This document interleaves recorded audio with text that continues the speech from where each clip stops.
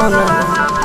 आगे तोर नहीं कसूर नहीं हमर कसूर गे दोनों के कैला का ऊपर वाला दूर गे आगे आशीषा के छोड़ा के तो मिलबे चिंटू या न जान से आगे सोना चिंटू या न जान से जोड़ी है बनावल भगवान के दोस्त नहीं इंसान के आगे सोना दोस्त